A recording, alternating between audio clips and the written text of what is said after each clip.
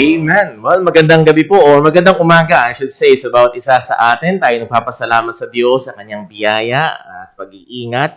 At salamat ho sa Panginoon na meron pa rin ho tayong pagkakataon na makapag-sama-sama at karamihan ho sa ating mga kapatiran ngayon ay kasama natin via live stream online.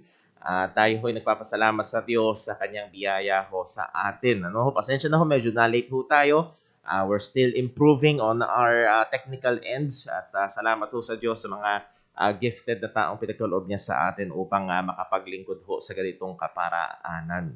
Tayo ho ay magsisimula sa atin hong Sunday School at tayo ho ay magsimula sa pamamagitan ng pag-awit ng dalawang awitin, ang Books of the Bible, and I hope nakakatulong sa atin to para makabisado ang mga aklat sa Biblia, and then we will sing, "Oh, How I Love Jesus." Hindi nga na sa Bergat na tayo ho ay pangunahan.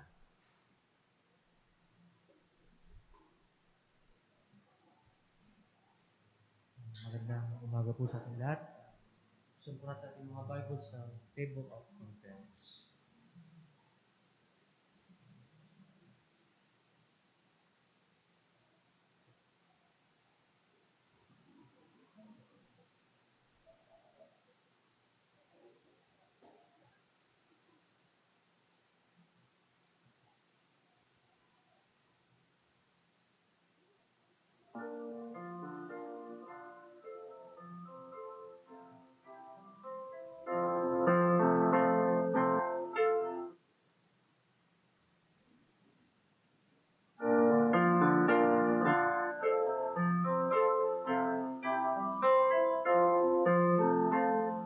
Genesis, Exodus, Leviticus, Numbers, Deuteronomy, Joshua, Judges, Second Samuel, Chronicles, Chronicles,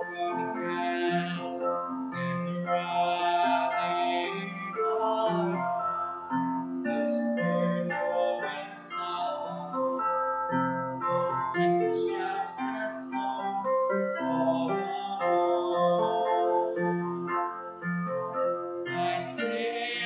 Jeremiah, Lamentations, Ezekiel, they will sing over Amos, Obadiah, toda Panaya, Zephaniah, and Malachi. These are the books of the Old Testament. Mark, Luke, John, Acts, Romans, verses, 2 Corinthians, Galatians, Ephesians, Philippians, First and Second Thessalonians, First Timothy, 2 Timothy, Titus, Philemon, James, First Peter, 2 Peter, 3 John, Jude, and Revelation.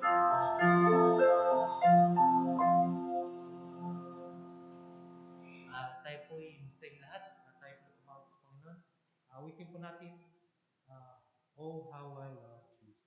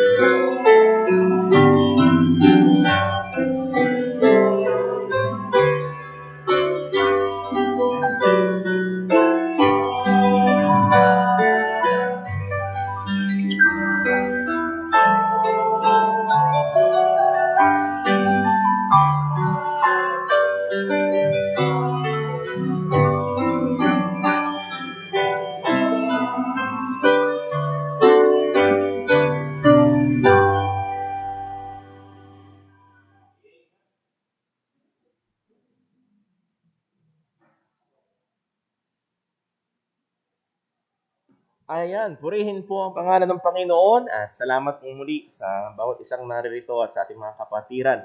Oh, I see a very, very missed face. Ano ho? Na-miss ho natin na napakatagal na panahon ng isa ho sa ating mga kapatiran, isa sa mga deacon ng ating church, Brother Totoy Ganas. At huwag niyo sanang isipin na hindi siya nakaka-attend dahil siya nagba-backslide, no? Sila ho require ng company na magstay in sa trabaho. Ano ho? So, tuwing isa't kalahating buwan yata o lagpas bago sila nakakalaya. Pero salamat sa Panginoon at kasama po natin ngayon si Brother Totoy. You're very much missed, Brother Totoy. At salamat po sa biyaya ng Panginoon. Sana'y na talaga ako naka-face shield at naka-face mask. Well, anyway, tayo ho ay magpatuloy sa ating pag-aaral ng salita ng Diyos at lalo na ho sa ating mga kapatid na nakasama natin via live stream. I think you noticed some changes and we are still learning along the way. At mayroon pa rin ho mga konting-konting mga babaguhin po dyan. Patuloy na ini-improve, yun ho ang ating layunin. At purihin ng Diyos sapagkat meron tayong meron nagme-message sa atin, mga kapatiran mula sa ibang mga lugar. Merong mga hindi pa mananampalataya, nagtatanong sila tungkol sa mga katotohanan ng salita ng Diyos, and that is because sa biyaya ng Panginoon sumpungan nila ang ating ministry via live stream. So God has been using it and we do not know kung paano na sa aking pangtaong pangunawa lamang ay isa sa maaaring very God-glorifying thing na nangyari because of this pandemic is that widespread ng maraming mga pangangaral ng salita ng Panginoon via online. Pero mamaya, kagaya nga sa ating pag-aaral, sa ating preaching mamaya, ay makikita pa rin natin yung katotohanan na hindi pang palit ang live stream Baptist Church. Walang ganun. Kailangan pa rin natin ang corporate worshiping natin bilang mga mananampalataya, bilang katawan ng ating Panginoong Hesukristo. So we're studying sa ating Sunday School ang Doctrines of Christ or Christology, and nagtagal tayo doon sa isa sa mga tatlong opisina or gawain ng ating Panginoong Hesukristo, His office as a priest. So muli ay ito yung mga mediatory offices ng ating Panginoong Jesus. For there is one mediator between God and man, the man Christ Jesus. At kung merong isa sa mga main description ng gawain ng ating Panginoong Jesucristo is that's His work as a mediator. Yung gawain niya bilang tagapamagitan, at pinag-aralan natin almost 2 months ago His mediatory office as a prophet. That is, siya ang namagitan sa atin ng revelasyon ng Panginoon, ng salita ng Panginoon, as Hebrews chapter 1 verse 1 and 2 says.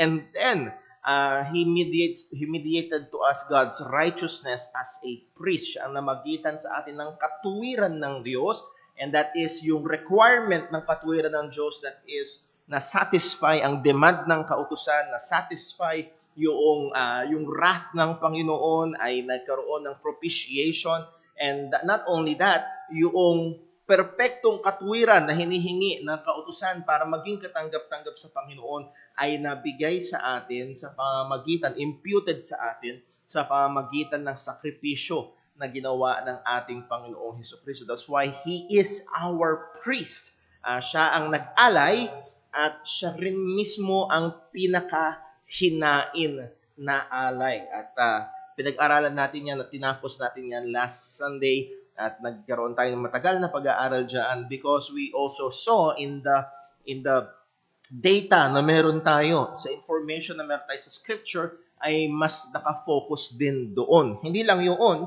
pero mas marami ang pagsasaysay tungkol sa ginawa na paghahain ng ating Panginoong Hesukristo. And Lord willing, this morning we will begin our study about His office as a king. So prophet, priest, and king. Tayo ho ay dadako muna sa isang panalangin bago ho tayo magpatuloy. Let us pray. Panginoon naming Diyos, aming Ama sa langit, kami po ay nagpapasalamat sa iyo, nagagalak. Una, O Diyos, sa katotohanan na sa unang araw ng linggo muling nabuhay ang aming Panginoong Hesukristo. At tunay na siya'y naghahari, lalo na, Panginoon, sa buhay ng kanyang mga mananampalataya sa kanyang iglesia. Salamat, Panginoon, sa katotohanan ito. At amin pong hinihiling na nawa ito'y patuloy na maging katotohanan sa aming mga pang-araw-araw na buhay, sa bawat relasyon, sa bawat bahagi ng aming mga buhay dito sa lupa, makita at mangyari ang paghahari ng aming Panginoong Hesukristo. Salamat sa katotohanan na kami ay Kanyang tinubos. Salamat sa katotohanan na Siya ang namagitan sa amin ng iyong salita na siyang basihan ng aming pag-aaral. Ama, tulungan mo kami ngayon at ganun din, O Diyos, saliksikin mo kami. Anumang mga pagkakasala at pagkukulang, lalo na, O Diyos, ang kalamigan ng pagmamahal sa iyo. Patawarin mo kami, Panginoon. At alam namin, O Diyos, na paalala mo sa amin na ikaw ay tanglaw mo ang lahat. Maging sa aming mga kapatiran na sa mga tahanan, O Panginoon, paalala mo na hindi ka malayo kung hindi ikaw ay napakalapit. Paalala mo na nakatahan sa amin ang banal na Espiritu at nandun ang iyong utos na huwag naming pighitain ang banal na Espiritu. Kaya Panginoon, tulungan mo kami ngayon. Sa aming pag-aaral, bigyan mo kami ng liwanag at ikaw ang patuloy na maluwalhati. At dalangin namin ito sa ngalan ng aming Panginoong Hesukristo. Amen. Well, bago ho tayo pumunta sa ating pinakapag-aaral, nais ko hong reviewin yung mga ilang paksa na atin hong nabigyang pansin noong nakaraan.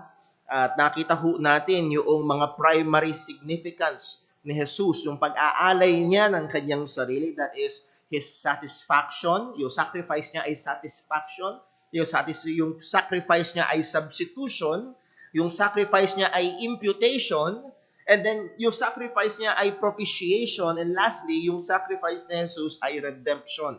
Those are the primary significance of the sacrifice of our Lord Jesus Christ. But also we look at the secondary significance, that is, number one, His exemplary model. Siya ang dakilang halimbawa natin bilang mga mananampalataya. Halimbawa ng self-denial, halimbawa ng self-sacrifice for the brethren, halimbawa ng meekness, kaamuan sa pagbabata ng mga pag-uusig dahil sa pananampalataya, and then lastly, halimbawa ng pagpapakumbaba sa pamumuhay kasama ng ibang mga mananampalataya. And I hope naaalala ho natin ang mga bagay na ito as we mentioned them. And then last Sunday, atin ho kinunclude sa pagtingin sa pangalawa sa mga secondary significances ng pag-aalay ni Jesus ng kanyang sarili, and that is satanic defeat. Ang pagkagapi sa kaaway, walang iba kung hindi si Satanas. Nakita natin na ang katotohanan na aktibo si Satanas na kumikilos. At nakita rin natin sa salita ng Panginoon na hindi mo kailangang may tato na 666 at merong bungo at kambing na madugo na nakamarka sa iyong katawan na bahagi ka ng Church of Satan para sabihin na may aktibidad si Satanas sa buhay mo. Hindi kailangan na dumidikit ka sa ceiling at nag-iiba ang lakas at yung boses mo o inaalihan ka ng masamang espiritu. Hindi kailangan yun. Kundi nakita ho natin na si Satanas ay aktibo sa bawat hindi mananampalataya. Actually, may relasyon ang lahat ng hindi Kristiyano kay Satanas. Sabi ng ating Panginoong Jesus sa John 8:44, "Ye are of your father, the devil." At ang punto noon ay because they do not believe in the Lord Jesus Christ. Again, masakit sa tainga, pero ito ang katotohanang espiritual ng bawat hindi mananampalataya. Merong tunay na relasyon kay Satanas. At hindi lang ho yun, nahandon ang aktibo na pagkilos ni Satanas sa mga taong wala pa kay Kristo. For us just to be reminded sa 2 Corinthians, buksan po natin. 2 Corinthians chapter 4, verse number 4, pertaining to the unbelievers, ang sabi ho ni Apostol Pablo ay ito, "In whom the God of this world," take note, small g, "in whom the God of this world had blinded the minds of them which believe not, lest the light of the glorious gospel of Christ, who is the image of God, should shine unto them." So there is a real spiritual activity activity of Satan. Merong totoong spiritual na aktibidad si Taning. Hindi si Mang Taning, okay? Iba si Mang Taning. May spiritual na aktibidad si Satanas sa mga hindi sumasampalataya. Anahan doon ang kanyang pagbubulag sa kanilang mga mata. And again, hindi matang pisikal, kundi ang mga mata ng kanilang kaisipan upang hindi na makita at maunawaan at kilalanin at sampalatayanan si Kristo. So hindi lang lack of information, kagaya na napag-aralan natin sa ating biblical evangelism. Hindi simply because binigay mo yung impormasyon sa kanila, yun na, tapos na. There is a spiritual na kalagayan at nakita natin aktibidad, ang aktibo dito ang kaaway. Well, kung ganyan katindi ang kaaway, Brother Paul, anong pag-asa natin? Well, ang pag-asa natin ay wala sa atin kung hindi nasa Panginoon. Ang sabi sa verse 6, "For God who commanded the light to shine out of darkness." Again, ang binibigyang pansin dito ni Pablo ay yung nangyari sa Genesis chapter 1. Ang sabi ng Panginoon, "And God said, let there be light." That miraculous outworking, ex nihilo, out of nothing. Ang Diyos ay nagbigay ng liwanag at yun ang ginamit na larawan ni Pablo. Ang sabi, "For God, who commanded the light to shine out of darkness, hath shined in our hearts." That made the difference. Lahat tayo ay nahandoon ang aktibidad ni Satanas. Lahat tayo ay nabubulagan. Bago tayo maligtas. Pero paano nangyari na nakita natin si Kristo? Paano nangyari na naunawaan natin ang Ebanghelyo? Because God shined. Again, hindi sa galing ng mga ngaral, hindi sa tindi ng argumento, hindi sa dami ng ebidensya, kundi dahil may soberanong Diyos na nagbigay liwanag, kaya natin nakilala si Kristo. God shined in our hearts to give the light of the knowledge of the glory of God in the face of Jesus Christ. At nawa ay ma-appreciate natin, lalo natin ibigay ang kaluwalhatian sa Panginoon, lalo na pagdating sa ating kaligtasan. But it does not end there, na handun pa rin ang aktibidad ni Satanas sa pakikipaglaban sa mga mananampalataya. Ephesians 6, wear the whole armor of God, for we wrestle not against flesh and blood. Handun pa rin ang aktibidad ni Satanas, pero alam ho natin, kagaya nung ating napag-aral nakaraan, we have achieved victory through our Lord Jesus Christ, at yun ay sa pamagitan ng kanyang muling pagkabuhay.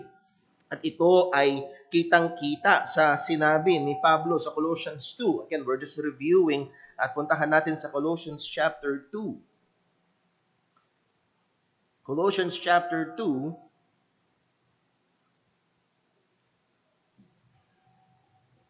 And by the way, doon pa lang sa 2 Corinthians 4 verse 6, we have the victory of God over the influence of Satan or the activity of Satan when he shined the light.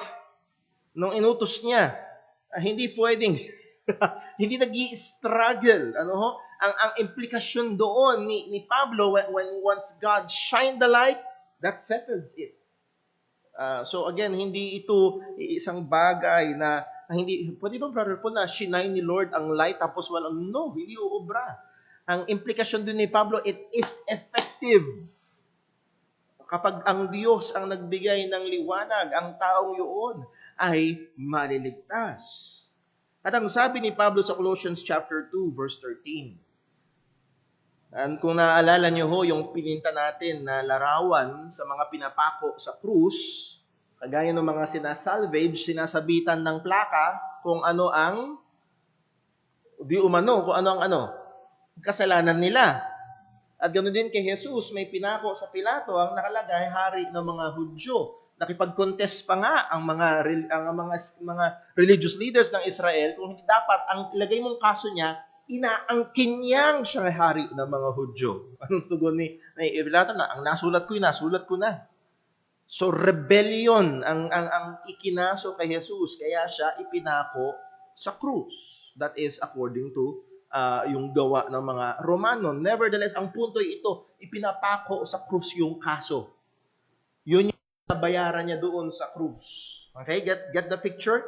Basahin natin ngayon ng Colossians chapter 2 verse 13. Anong sabi? And you, being dead in your sins and uncircumcision of your flesh, hath he quickened together with him, having forgiven all your trespasses. So pinatawad ang lahat ng ating mga pagsalangsang. Verse 14, blotting out the handwriting of ordinances that was against us. Translation, yung kaso mo, tinanggal. Yung kaso laban sa iyo, inabolish. In what way? Which was contrary to us, and took it out of the way. How? Nailing it to his cross. Binayaran niya doon sa krus ang ating mga kasalanan. So again, just a side note, hindi niya na kailangan pumunta sa impyerno na 3 araw, 3 gabi at magbayad doon, kagaya nung sinasabi ng iba. No, he paid it on the cross.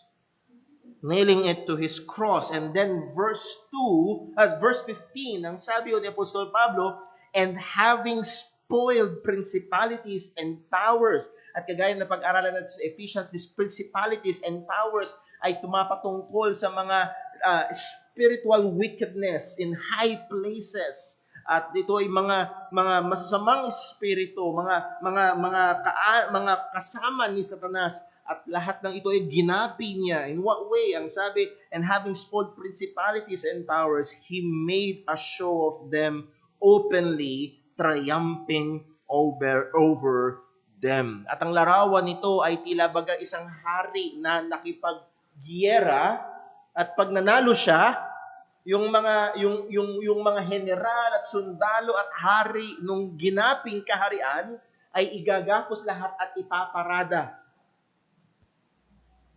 He made a show of them.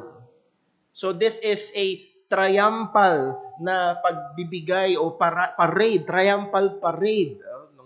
Nung nakaraang buwan nga ba yun? Nanalo ang Milwaukee Bucks after 50 years. And they have a championship parade. Hindi lang nila ginapos yung tinalo nilang team na Phoenix Suns, kung hindi lang nila ginapos at ipinahiya, hindi yun. Pero noong unang panahon, yung mga nagagaping kaharian ay igagapos at ipapahiya. At yun yung larawan na pininta dito ni Pablo, na ito daw gawa ng kaaway na ito ay kanyang ginapi. So again, ang ating Panginoong Kristo ay triumphal. He defeated Satan. At ito ay dakila at malinaw ang larawan nito sa kanyang muling pagkabuhay. Okay, so again, that's just a review that ends our study about Christ as our priest. Sa kanyang pag-aalay ng kanyang sarili, and yes, siya ay, tila baga ang larawan na bumubungad sa atin. Siya ay hinuli para siyang napagkaisahan, para siyang natalo sa kanyang pagkamatay. Pero lahat ng ito ay sang-ayon sa plano ng Panginoon, at ito'y nauwi sa kanyang dakilang pagtatagumpay. So naroon ang katotohanan na ang buhay ng Kristiyano, yes, na handun ang tuloy-tuloy na conflict, handun ang tuloy-tuloy pa rin na labanan. Kahit na tayo ay nanalo na, pero handun pa rin yung labanan sa nakatahang kasalanan, laban sa sanlibutan na ito na ayaw sa Panginoon, at kay Satanas na aktibo pa rin na nakikipaglaban sa Panginoon. Pero narito ang katotohanan, in Christ, He has secured the victory for us. Andoon ang tunay na pagtatagumpay na meron tayo. Hindi dahil, lakas yata ng faith ko, kaya ko si Sir. No. The only reason na meron tayo pagtatagumpay laban sa Kanya ay dahil may gumapi sa Kanya, at walang iba ito kung hindi ang kapitan ng ating pananampalataya, ang ating Panginoong Jesucristo. So now we will look at the third office of our Lord Jesus Christ, His work as king, his office as king. Para iset lang ho natin ang bawat grupo, even religious leaders or religious groups, ay hindi makaka-avoid sa issue ng authority. Even in the family, merong nilagay ang Diyos na authority. Sa gobyerno, merong authority. Anumang klaseng gobyerno ay merong authority. At ito ay ginawa ng Panginoon at sinadya ng Panginoon na idisenyo para sa atin. Merong human figure, merong governing body, merong structure. Kaya pag kayo ay pumunta sa kumpanya, minsan kami ay pumunta ni Sister Jonah sa ospital a few months ago para sa kanyang ano ba ginawa sa kanya noon? Ultrasound. At nung tinitingnan ko, merong company structure. Ano yan? Yung parang sino yung pinaka-may-ari, sino yung pinaka-head, and then mga nasa ilalim hanggang doon sa janitor, hanggang doon sa taga-bukas ng pinto. Nandun yung structure at makikita doon yung mga autoridad. At isa sa mga problema na kinakaharap ho ng mga Kristiyano o mga nagpapakilalang Kristiyano sa panahon natin ngayon is a problem of authority. At madalas ay nahuhulog ang mga Kristiyano sa extreme individualism. Anong ibig sabihin? The authority is the individual. Buhay ko to, katawan ko to, pera ko to, pamilya ko to, gagawin ko ang gusto ko. And they become their own authority. Pero higit doon, marami pang mga delikadong bagay na tinuturing na otoridad maging sa mga Sadducee, maging sa mga nagpapakilalang Kristiyanong iglesia. Madalas, personal experience has become the rule or the ruler. Ay hindi, basta akin, ito yung naranasan ko, basta yun. Kahit na kontra sa salita ng Panginoon, basta ito yung karanasan ko. And that experience becomes the authority. Sa iba naman ay pragmatism becomes the golden rule. Ano naman yung pragmatism? Whatever works is good. Whatever works. Depende kung ano ang aim, kung ano ang goal. Kung ang goal ay maraming tao sa church, well, whatever works para magkaroon ng maraming tao sa church, that's good. Kung magpabingo man tayo dito o magkaroon ng mga dancers at kung ano-ano, kung yun ay magdadala ng tao sa church, that's good. So that is pragmatism. Yung iba naman ay yung mga marketing gurus ang naging authority. They are the go-to guys kapag pagdating sa pagpapalago sa church. Yung namang iba ay yung mismong mga leaders, personality ng leader. Lalo na kapag mga dictator type or controlling type ang mga nasa pangunguna sa iglesia. And sad to say, isa sa pinakatalamak din ngayon, ang ginawang authority sa loob ng church, hindi ang Bible, kung hindi ang mga unsaved. Anong gusto ng unsaved? Gusto ba nila maiksing sermon? Di pa iksiin natin. Gusto ba nila rak-rakang musika? Yun ang ibigay natin. So, ang nasusunod sa church ay ang mga hindi mananampalataya.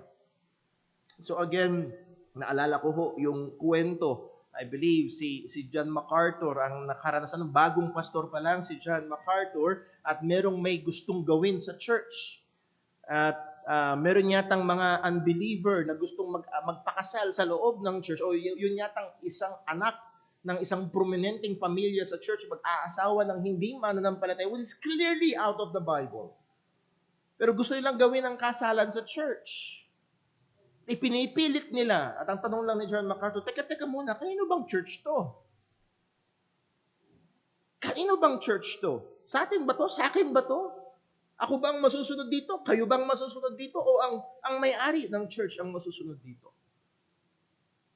Well, marami ang nawala sa church nila nung time na yon, pero nasunod ang hari. Nasunod ang may-ari sa iglesia. Sa iba naman, ang tradisyon ang ginagawang nakaupo sa trono. Ito na kasi yung nakaugalian natin. Well, hindi dahil ito kasi yung bunga ng pag-aaral natin sa salita ng Diyos at base sa katotohanan at prinsipyo sa salita ng Diyos kaya natin ginagawa ito. No. Ito na kasi yung nakasanayan natin. Ito na yung, alam mo, Brother Paul, 20 years na natin ginagawa yan. And some, yes, tradition has its goods, pero hindi ito ang final authority. Pero sad to say, sa marami itong mga bagay na ito ang nakaupong hari sa kanilang buhay, sa kanilang pamilya, at maging sa ilang mga iglesia.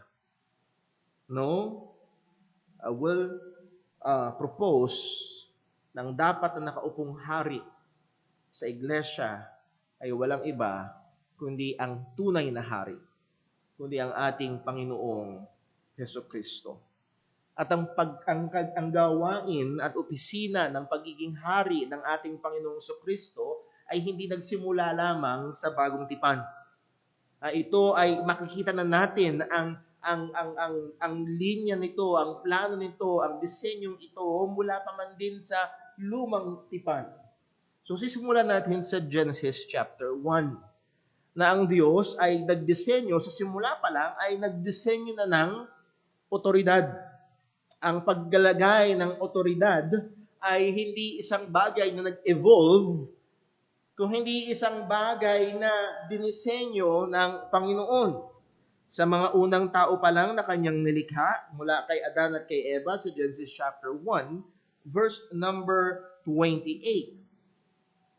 God has given man dominion over the earth, and that is exercising kingly rule.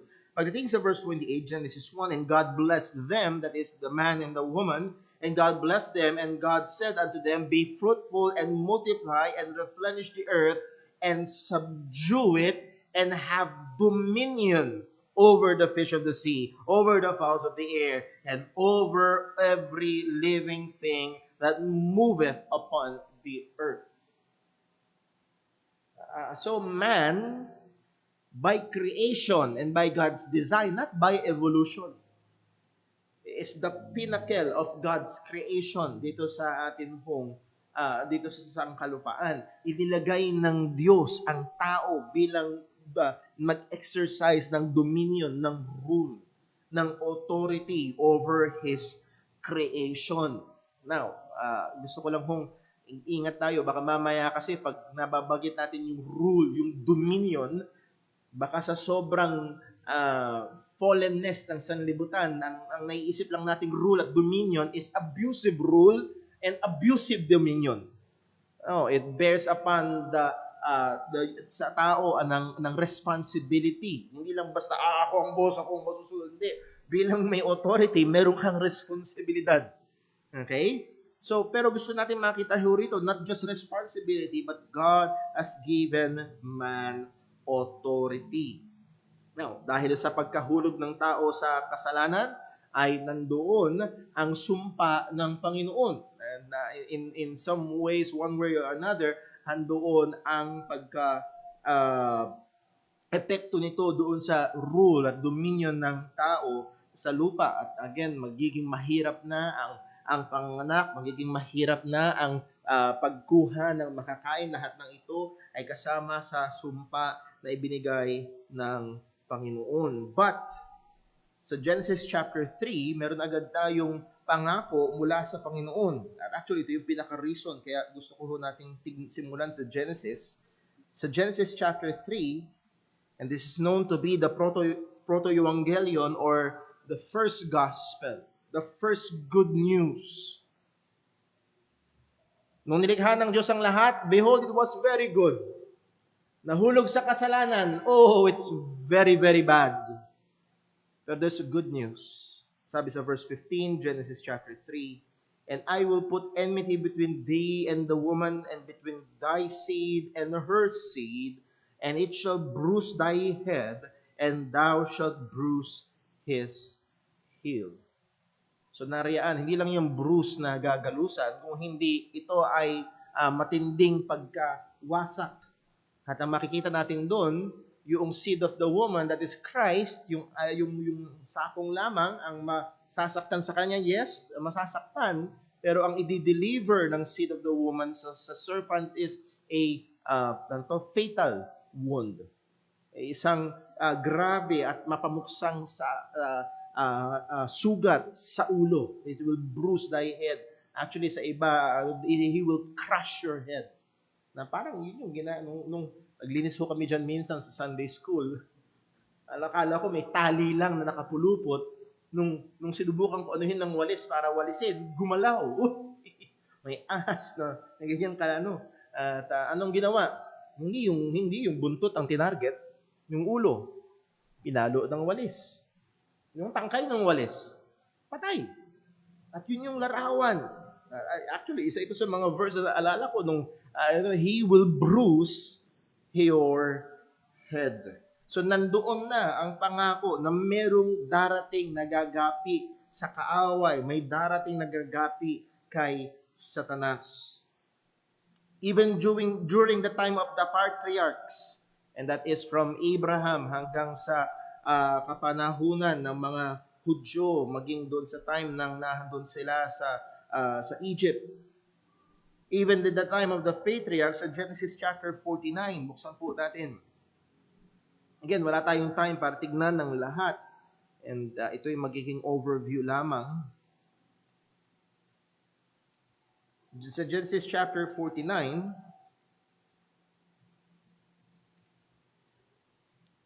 I believe this is Jacob. Inaano niya yung blessing sa sa kanyang mga anak. At ang sabi ho dito sa verse 10, Genesis 49 verse 10.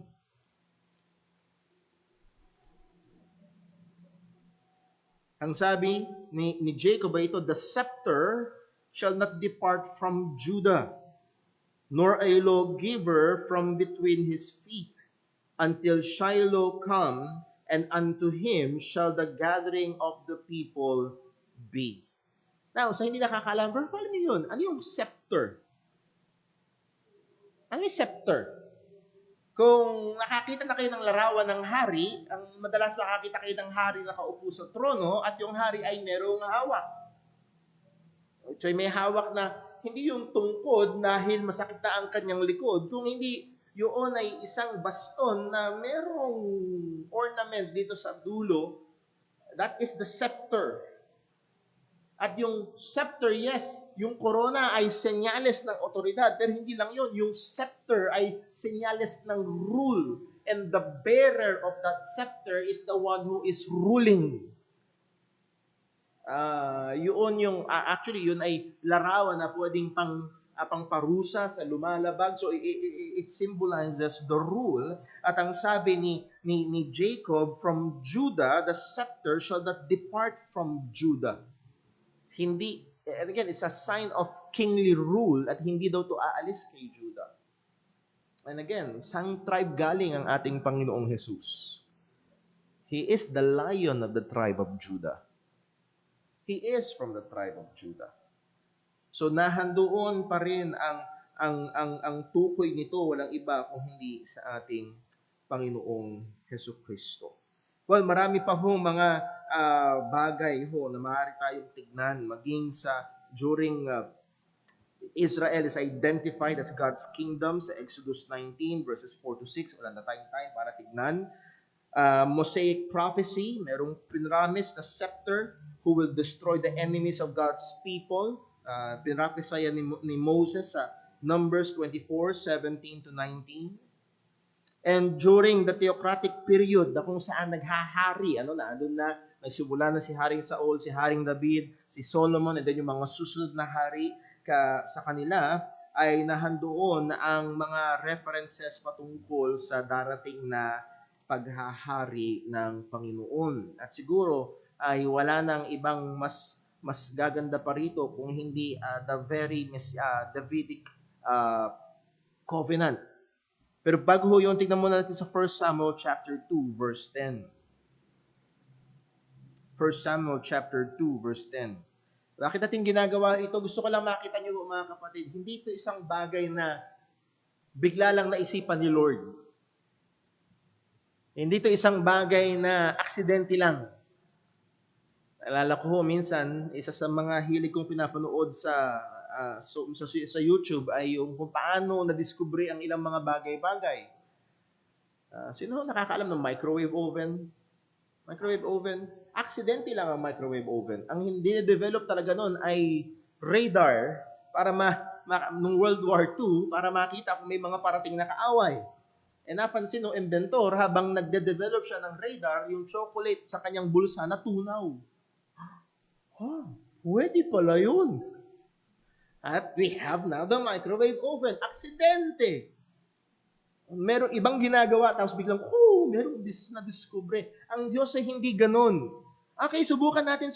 Ay, pwede pa ng tagapagligtas to, kahit tinanggihan nila. Tinanggihan nila para hindi masayang, gamitin ko na lang No. Hindi ganun. Kaya ho natin tinitingnan ito, mula pa Genesis, nandun na yung plano ng Panginoon. May darating na dudurog sa ulo ng dyablo.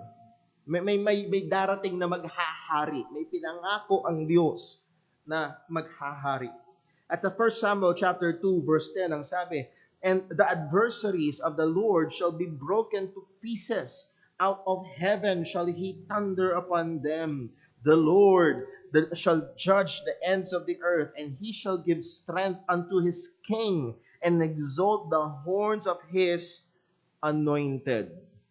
And yes, in a broader or a general sense, the king is God's anointed. Pero naririto actually ang Hebrew word ng anointed. Anong Hebrew word ng anointed? Messiah.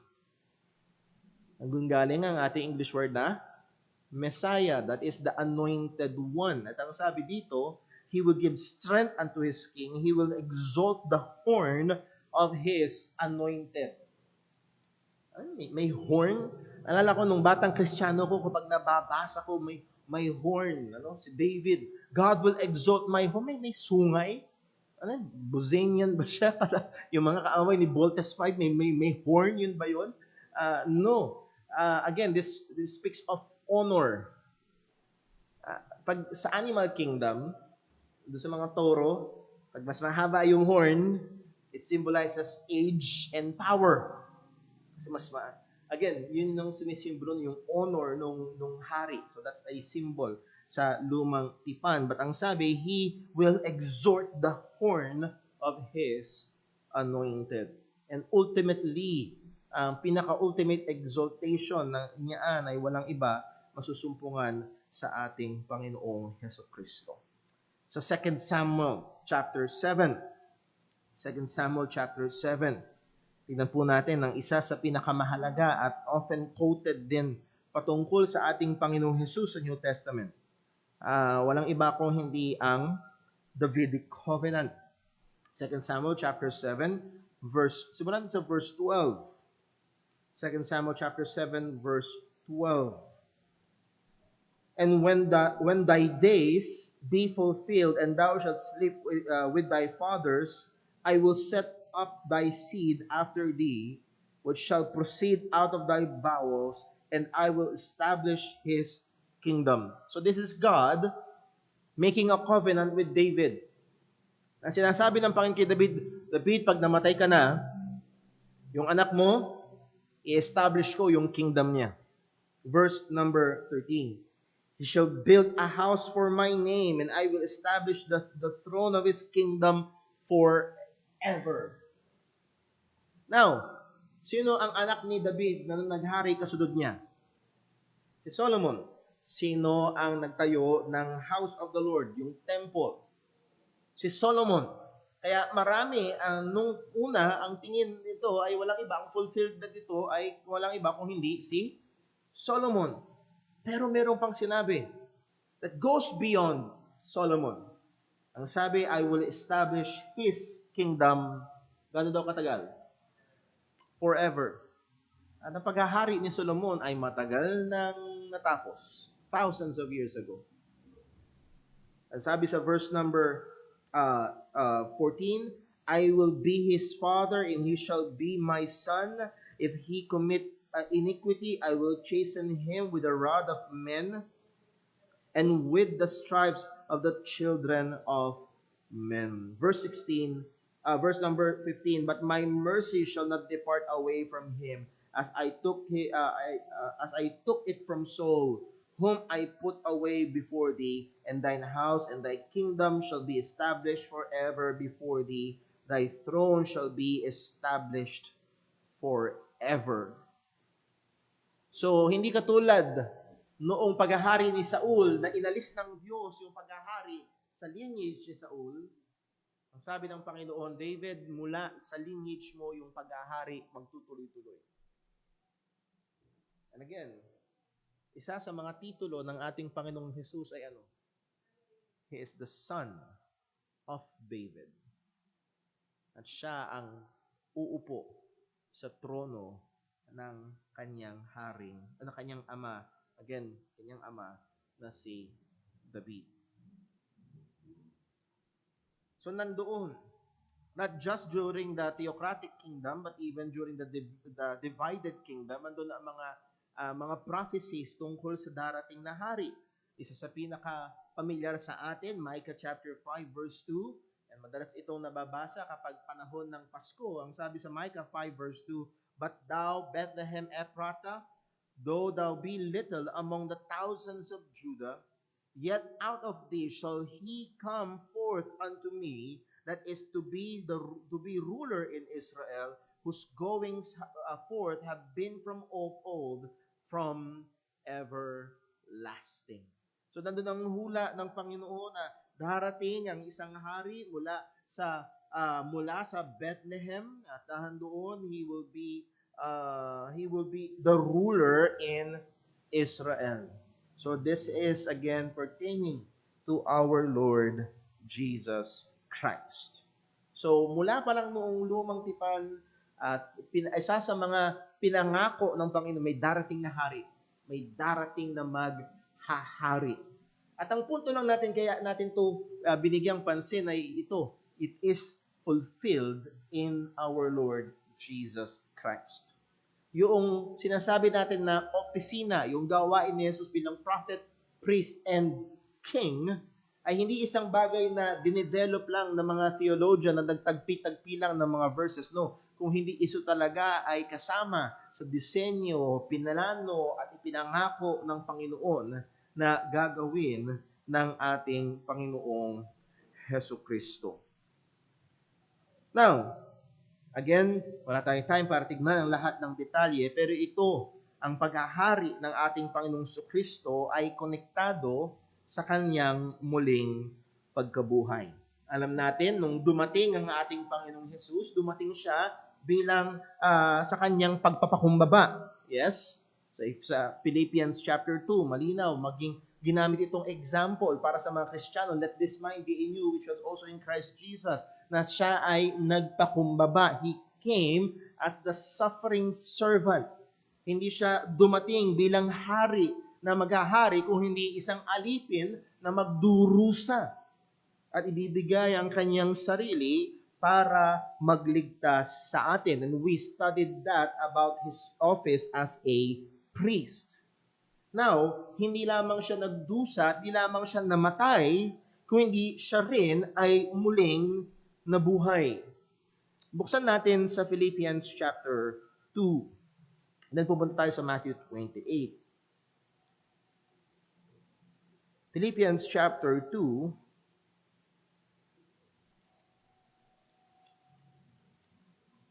At ito yung hindi maintindihan ng maraming mga INC. At tinuturo nila na talagang si Jesus, nilikha lang yan. Si Jesus, tao lang yan. Kasi kung siya'y Diyos, hindi na siya dapat i-exalt.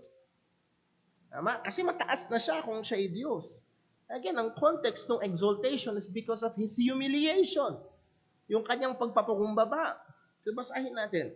Philippians chapter 2, verse 5. Let this mind be in you, which was also in Christ Jesus, who, being in the form of God, thought it not be robbery to be equal with God, but made himself of no reputation, and took upon him the form of a servant, and was made in the likeness of men. Again, note, hindi niya hinubad ang kanyang pagiging Diyos. If you have a Diglot Bible, at hinubad niya ito na para bang ang idea na wala ang kanyang pagiging Diyos.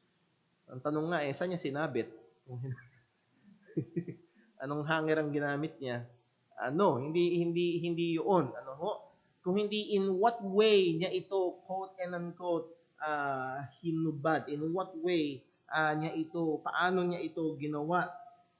Well, hindi tayo mag-iimbento kung hindi mismo ang Biblia ang nagsabi sa atin, but made himself of no reputation in what way or paano, and took upon him the form of a servant. Sa paanong paraan, hindi niya inalis ang kanyang pagiging Diyos, pero meron siyang inilagay, meron siyang ibinihis.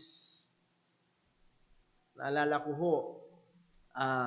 minsan sa isang youth camp many years ago, merong speaker na talaga namang may itsura yung speaker, Amerikano. Tapos nagtumayo siya sa pulpit, naka-Amerikana, talagang parang model ang dating. Talagang nakikinig kami sa kanya.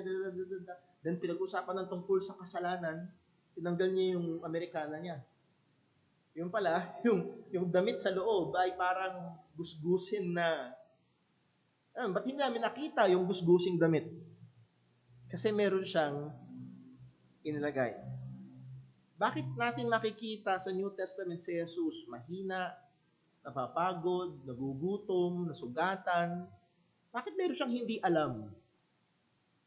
Kasi nung siya'y nandito, meron siyang he took upon him the form of a servant. Nakukuha niyo ba? Handun siya sa kanyang pagpapakumbaba. So tuloy natin ang basa. And being found in fashion as a man, he humbled himself and became obedient unto death, even the death of the cross. Verse 9, wherefore God also hath highly exalted him and given him a name which is above every name. And at the name of Jesus, every knee should bow, of things in heaven and things in earth and the things under the earth, and that every tongue should confess that Jesus Christ is Lord, to the glory of God the Father. That is the exaltation ng ating Panginoong Hesukristo. Kailan ito? Doon sa kanyang muling pagkabuhay. Sa Matthew 28, buksan po natin. In that wonderful passage about the Great Commission, bago niya ibinigay ang utos, binigay niya muna yung otoridad na siyang saan nakatungtong yung utos. Halimbawa, biglang may tumayong lalaki na nakasibilyan sa iyong harapan at pinapahinto ang iyong sasakyan. Teka muna, sino ka ba? Then pinakita niya yung kanyang tsapa. Okay po, sige, hinto na ako dito. Dito na lang ako. May otoridad kasi siya. Sa Matthew 28, ang sabi ng ating Panginoong Jesus, bago niya iutos na go ye therefore, sa verse 18, ang sabi niya, and Jesus came and spake unto them, saying, all power is given unto me in heaven and in earth. And that speaks of his kingly rule. He has all authority. He has all power. Sa kanyang ginawang pagpapakumbaba, narito na ngayon ang resulta at narito ang in a way pwede natin sabihin na gantimpala sa kanya ng Ama dahil sa kanyang pagsunod sa perpekto sa kalooban ng Ama, all power is given unto him. Now, ba't ko ito binibigyan ng diin? Dahil gusto ko maunawaan natin, ang paghahari ng ating Panginoong Hesukristo does not pertain to his cosmic, kingly, divine rule. Siyempre, bilang Diyos, he is sovereign. Yes? Siyempre, hari siya, Diyos siya. Pero gusto ko makita natin dito, his work. Nung siya'y nagkatawang tao, siya'y nagpakumbaba, at siya'y perpektong sumunod. At dahil ito ay kanyang ginawa, siya ay itinaas ng Ama. So this is his tinatawag ng mga theologian, His mediatorial rule as our King bilang ating hari. At ito ay kitang-kita nung siya ay muling nabuhay. Sa Luke chapter 24 verse 25, sinabi na ito ni Jesus bago pa man din siya mamatay. Luke 24 verse 25, ang sabi niya, "Then he said unto them, O fools and slow of heart to believe all the prophets, to believe all that the prophets have spoken. Ought not Christ to have suffered these things, and then what? And to enter into his glory." He will first suffer, then he will enter into his glory. Papasok siya sa kanyang kalwalhatian. At rin ang patotoo ng mga apostol, as we have read kanina sa Philippians chapter 2, na sinabi ni Pablo na nagpakumbaba si Kristo at sumunod sa Ama, therefore the Father had highly exalted Him. At rin yung sinasabi ni Peter, buksan natin sa Acts chapter 2.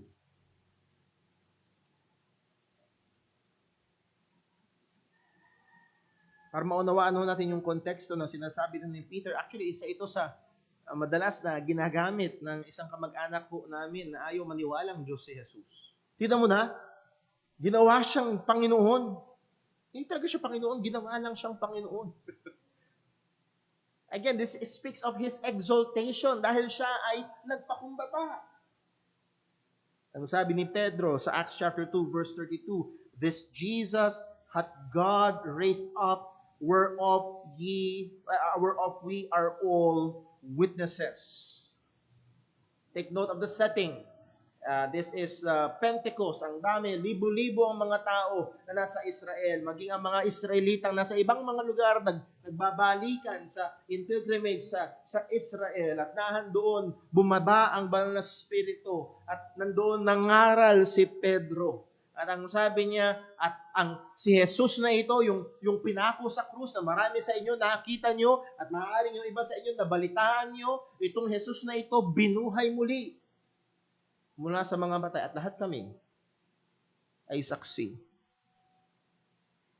By the way, sa mga Hudyo, kung merong 2 o 3 na nagpapatotoo, carried, established. At ang sabi ho ni Peter dito, we are all witnesses. By the way, yung all dito, I don't believe na yun lang mga apostol. Meron silang 120 na natitipon dun sa upper room at that time. Marami nakakita sa muling pagkabuhay ng ating Panginoon Jesus. Tuloy natin, verse 33. "Therefore, being by the right hand of God exalted, and having received of the Father the promise of the Holy Ghost, He hath shed forth this, which ye now see and hear. The God of our fathers raised up Jesus, whom ye slew, and hang on a tree. Him hath God exalted with His right hand, to be a Prince and a Savior, for to give repentance to Israel, and forgiveness of sin." So again, inexalt siya ng Panginoon. Again, why? Again, it is in the context of His humility, kanyang pagpapakumbaba. At doon sa napakababa na kalagayan na yun, na siya'y perfectong sumunod sa kalooban ng Ama, God hath highly exalted Him. So naroon, sa Acts chapter 5, verse 30, ang sabi, "And the God of our fathers raised up Jesus." Ayun pala yun, sorry. Yun pala yung binasa ko. Tumalon pala ako sa Acts chapter 5, sorry. Nalaktawan ko hindi ko nakita yung pag-change ng verse dun sa aking notes. Nevertheless, ang punto ay ito, ang pagkaluklok, in a sense, ng ating Panginoong Jesus, ang kanyang exaltation ay doon sa kanyang muling pagkabuhay. Dito pinakita, pinahayag ang pagtatagumpay ni Jesus at nahandoon ang pag-exalt sa kanya ng Ama. So this is a fact. And why? Because the resurrection is a fact. Dahil tunay na nabuhay muli ang ating Panginoong Hesukristo at tunay na siya ay naghahari sa buhay ng kanyang mga mananampalataya. There is a sense of an already and not yet. Yes, may hinihintay tayo kagaya ng pinangako ng Panginoon na maghahari si Jesus dito sa lupa. Pero alam natin, sa mga tunay na mananampalataya, si Jesus ay naghahari sa kanilang mga buhay. Buksan natin sa Colossians. Let's end in this text bago tayo dumako sa ating question and answer kung meron man ho kayong mga katanungan. Colossians chapter 1.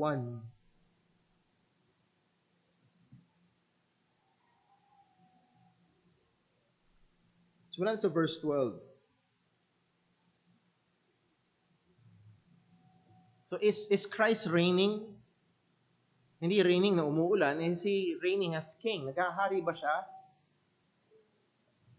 Okay, it's an already and not yet.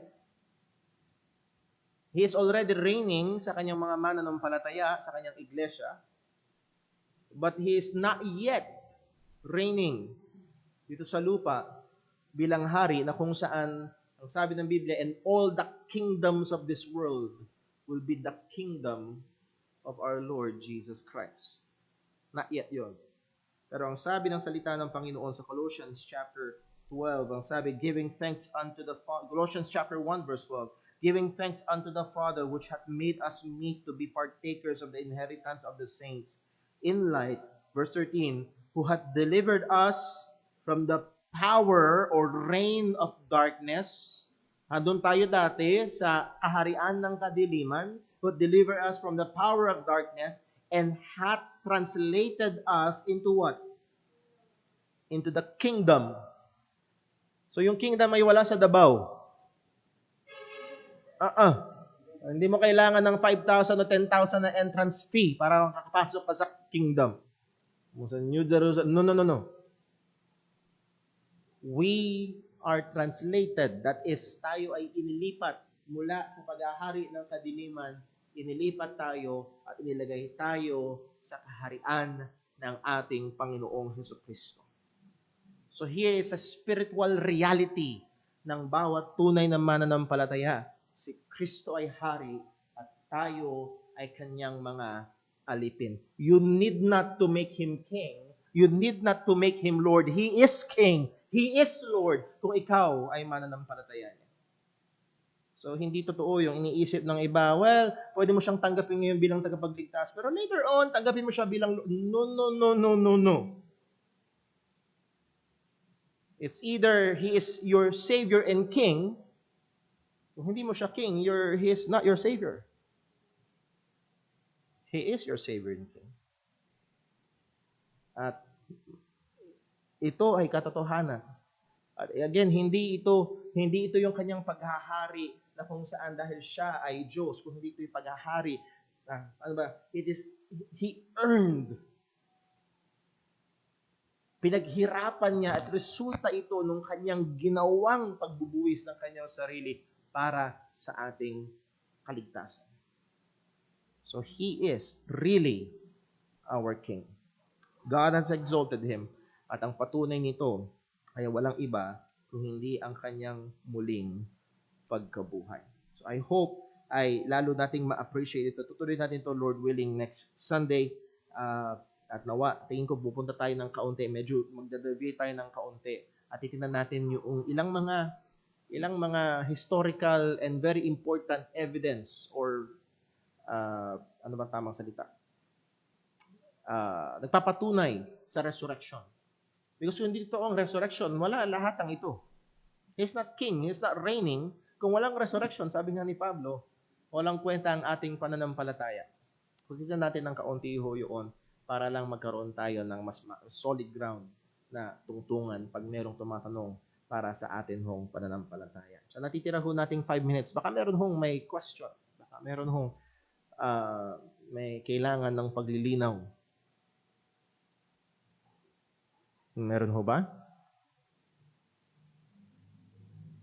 So makikita ho natin, He defeated Satan na kung saan siya ang naghahari sa ating buhay. At nilipat niya tayo sa kanyang kaharian na kung saan siya dapat ang naghahari sa ating mga buhay. Bilang mga Kristiyano, siya ang naghahari sa kanyang iglesia. Ay, we're Darin.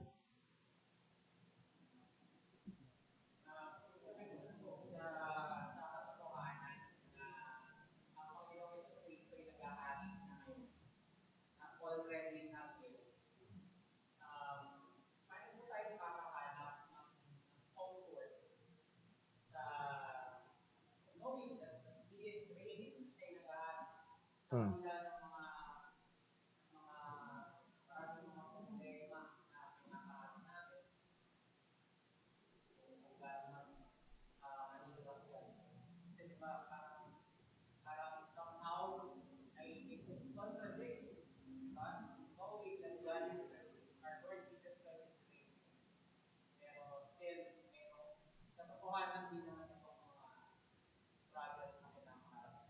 Okay, thank you very much, brother. A very good question. Nakuha niyo yung question niya.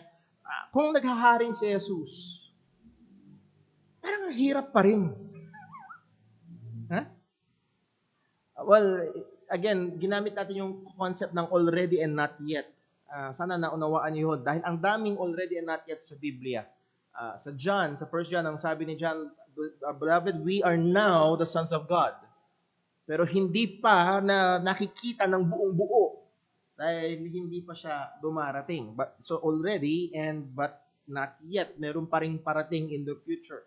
Patungkol sa paghahari ni Jesus, He is already reigning in the lives of the believers. He's already reigning in His church. Pero yung final consummation, tawag ng mga theologian, yung kabuuan nito, kung saan maghahari ang ating Panginoong Jesus, perfecto, dito ay hindi pa. At ang tanong ay, kung naghahari siya, which is totoong naghahari siya, how can we find comfort? Bakit mahirap pa rin? Well, una, yes, naghahari ang ating Panginoong Kristo, pero meron pa rin nakatahang kasalanan sa atin. Siguro ang larawan na madalas ko naririnig patungkol dito, maaari nagdeklara na ng independence ang Pilipinas, pero meron pa ring mga natirang mga Hapon sa bundok na kung saan nakikipaglaban pa rin. Again, that's a historical picture. May nakatahan pa rin kasalanan. Meron pa rin nagre-rebelde na nakatahan sa atin. Kaya ang trabaho natin ay ito ay puksain. Pero ang maganda rito, ang hope dito ay meron tayong hari at merong banal na spirito na nakatahan sa atin na siyang gabay at siyang magbibigay sa atin ng kapangyarihan upang kitilin ang mga nakatahang kasalanan pa ito. Hindi lang iyon, tayo ay namumuhay pa rin sa makasalanang sanlibutan. Hindi lang may nakatahang kasalanan sa ating laman, kundi ang sanlibutan na apektado pa rin ng kasalanan. Andun pa rin ang pagkilos ni Satanas. We wrestle not against flesh and blood.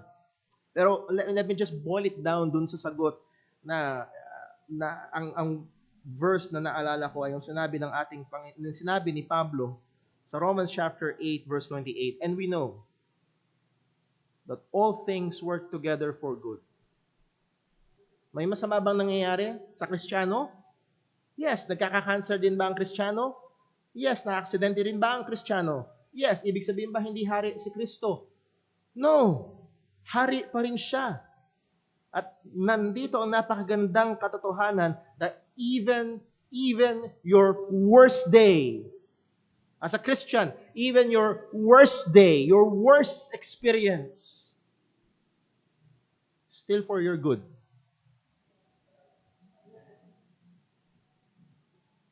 At yun ay totoo lamang sa mga pinaghaharian ng ating Panginoong Jesucristo na nasa kanyang kaharian. All things work together for good. It may not explain everything. Hindi ibig sabihin wala yung pain. Hindi ibig sabihin hindi kayo iiyak. Hindi ibig sabihin hindi ka mahihirapan. Pero ibig sabihin merong hari na may hawak at gumagawa at lahat ng ito ay patungo sa ating pinaka-ikakabuti.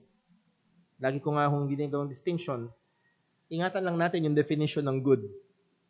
It's not our definition of good.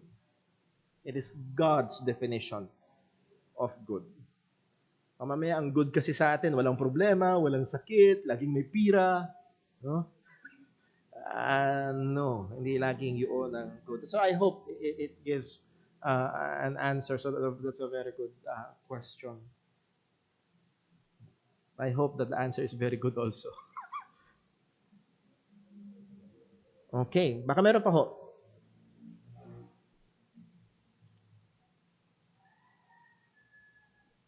Wala na? So I hope ito ho ay nakakatulong sa atin at mas nauunawaan natin, mas na-appreciate natin yung ginawa ng ating Panginoong Heso Kristo. With that, let's close in a word of prayer. Panginoon naming Diyos, aming Ama sa langit, we praise you, we thank you, we worship you. O ang aming Panginoong Jesus, mahal ka namin at niluluwalhati ka namin at pinupuri ka namin bilang aming Panginoon at tagapagligtas at bilang aming Hari. Salamat o Diyos sa katotohanan. Nakita namin na kami ay galing sa pamilya ng Diablo, nasa ilalim ng paghahari ng Diablo, namumuhay sang-ayon sa kalooban ng Diablo. Pero salamat o Diyos sapagkat ikaw ang kumilos, ikaw ang nagligtas sa amin, ikaw ang nagbigay sa amin ng tagapagligtas at ikaw rin ang nagbigay liwanag sa aming mga puso't kaisipan upang kami ay sumampalataya kay Kristo. At ikaw rin ang nagbigay sa amin ng pananampalataya. At salamat o Diyos sa katotohanan na mula sa kapangyarihan o kaharian ng kadiliman, nung kami sumampalataya kay Kristo, kami ay inilipat mo sa kaharian ng aming Panginoong Hesus. Ama, nawa ang spiritual na katotohanan na ito ay patuloy na maging praktikal na katotohanan sa buhay ng bawat isa sa amin. Na mangyari sa bawat araw, sa bawat sandali at sa bawat aspeto ng aming pamumuhay ay mapakita ang paghahari mo sa amin.